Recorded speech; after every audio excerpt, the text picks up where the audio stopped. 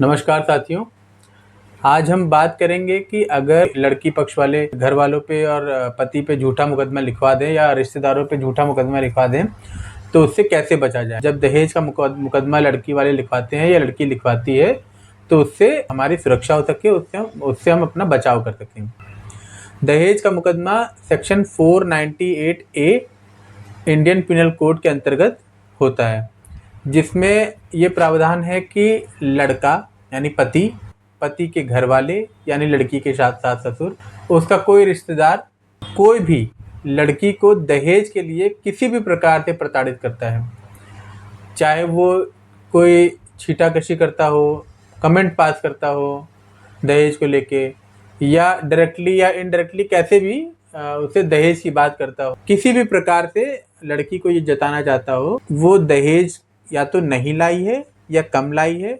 या किसी प्रकार दहेज की डिमांड करता हो। अच्छा, इसमें प्रावधान ये है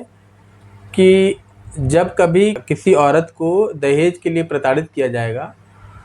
तो चाहे वो पति हो, उसके रिश्तेदार हो, उसके माँ बाप हो, कोई भी इस काम में इन्वॉल्व होगा, सबके ऊपर मुकदमा दर्ज होगा। अब हम बात करते हैं कि ये मुकदमा कैसे दर्ज होता है। मैं मतलब कैसे दर्ज होता है इससे लेके और कैसे इससे बचा जाए, सारी प्रक्रिया बताऊंगा। जब किसी लड़की को प्रताड़ित किया जाता है और वो ऐसा महसूस करती है कि उसे मानसिक रूप से प्रताड़ित किया जा रहा है, उससे दहेज की डिमांड करी जा रही है, या उसे किसी भी प्रकार से डायरेक्टली या इनडायरेक्टली कंपेल किया जा रहा है कि वो अपने घर से दहेज लेके आए, या उस पर कमेंट कसे जा रहे हैं,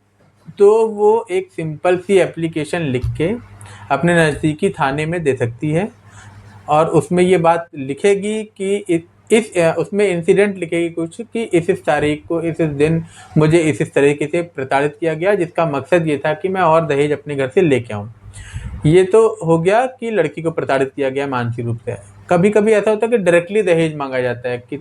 तुम अपने घर से 10 लाख रुपए ले आओ या कुछ अमाउंट ऑफ मनी ले आओ, या मुझे गाड़ी दिला दो, या मैं घर ले रहा हूँ उसमें अपने माँ बाप से बोलो मेरी मदद करें, या अगर ये काम नहीं किया तुमने तो फिर घर में उसके साथ उसको अलग अलग तरीके से प्रताड़ित किया जाता है। जो काम वो सही भी कर रही हो उससे भी गलत बोल के उसको मेंटली या फिजिकली टॉर्चर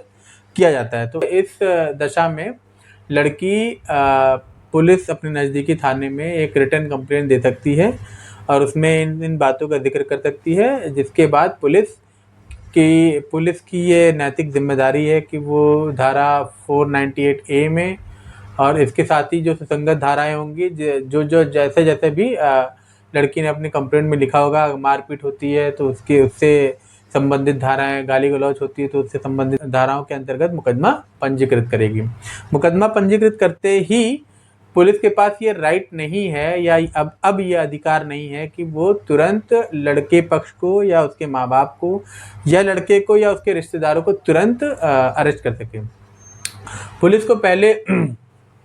इनिशियल इन्वेस्टिगेशन करनी होगी, इनिशियल इंक्वायरी करनी होगी कि मामला सही है या गलत है, क्योंकि आज की वर्तमान समय में अगर देखा जाए तो करीब 50 से लेके 80% तक जो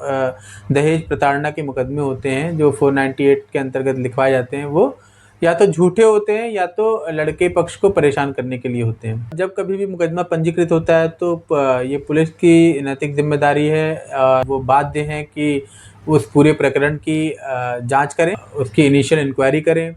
और इनिशियल इंक्वायरी करने के बाद जो भी तथ्य होते हैं उसकी रिपोर्ट बना के और जो फैमिली कोर्ट होता है यानी परिवार न्यायालय होता है वहाँ पे पेश करें। जब वहाँ पे रिपोर्ट पेश करी जाती है तो लड़के लड़की दोनों पक्ष को बुलाया जाता है, उनके बीच में मीडिएशन होता है, उनकी बात सुनी जाती है, एक दूसरे की बात समझी जाती है और मीडिएशन के जो मेंबर्स होते हैं वो दोनों पक्षों को समझाने की कोशिश करते हैं। अच्छा, अभी रिसेंटली एक सुप्रीम कोर्ट का जजमेंट आया जिसमें ये कहा गया कि मुकदमा पंजीकृत होने की तिथि से 2 महीने तक जो परिवार है, लड़का पक्ष है जिसके खिलाफ मुकदमा पंजीकृत करवाया गया है, उसको ये छूट होगी कि उसे पुलिस अरेस्ट नहीं कर सकती है, ताकि वो अपनी सफाई में कुछ कह सके, अपनी सफाई पेश कर सके, या उसके पास ये अधिकार होता है कि वो जाके अपनी बेल करवा ले, चाहे वो एंटीसिपेटरी बेल करवा ले या रेगुलर बेल करवा ले। ठीक, तो इस प्रकार से पुलिस और अरेस्ट तक की बात आती है। इसके बाद जब 498 में मुकदमा पंजीकृत हो जाता है तब वो क्रिमिनल प्रोसीडिंग की तरह चलता है, जिसमें लड़की प्रताड़ित होने के बाद मुकदमा पंजीकृत करवाती है और मीडिएशन होता है, मीडिएशन फेल हो जाता है, उसके बाद अरेस्ट और बेल होती है लड़के पक्ष की। अब हम दूसरा पक्ष ये देखते हैं कि जब लड़के पक्ष को ये लगे कि लड़की उनके खिलाफ दहेज प्रताड़ना का मुकदमा दर्ज करवा सकती है तो उन्हें क्या क्या सावधानियां बरतनी चाहिए और उससे पहले वो क्या क्या सावधानियां बरते ताकि जब ये 498A में लड़की झूठा मुकदमा लिखवाए दहेज प्रताड़ना का लड़के या लड़के के परिवार वालों या उनके रिश्तेदारों के खिलाफ, तो वो उससे बच सकें। जब कभी भी लड़की धमकी दे या उसके परिवार वाले धमकी दें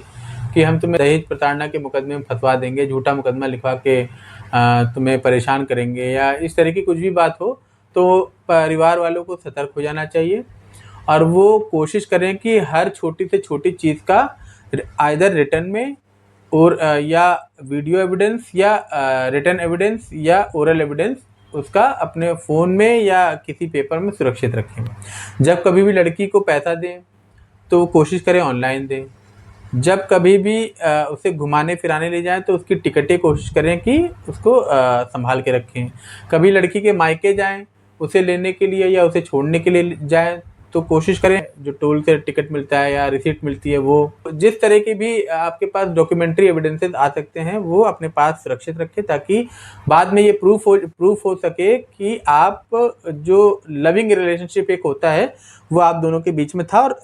आप दोनों के बीच में नहीं फिर भी आप हस्बैंड की तरफ से तो था ही। दूसरी चीज़, जब कभी भी आपको यूं लगे कि लड़की आपको छोड़ के मायके चली गई है गुस्सा होके और आपको ये लगे कि अब वो दहेज प्रताड़ना का मुकदमा लिखवा सकती है, उससे पहले ही आप पुलिस को एक कंप्लेंट दे दें। इस सिचुएशन में वो घर छोड़ के चली गई है और घर से अगर कोई सामान ले गई है लड़की तो उसका भी जिक्र कर दें कि ये सामान लड़की लेके हमारे घर से गई है और उसके कोई एविडेंसेस हो तो उसको भी अपने पास रखें। एक सबसे अहम बात मैं ये कहना चाहता हूँ कि जब शादी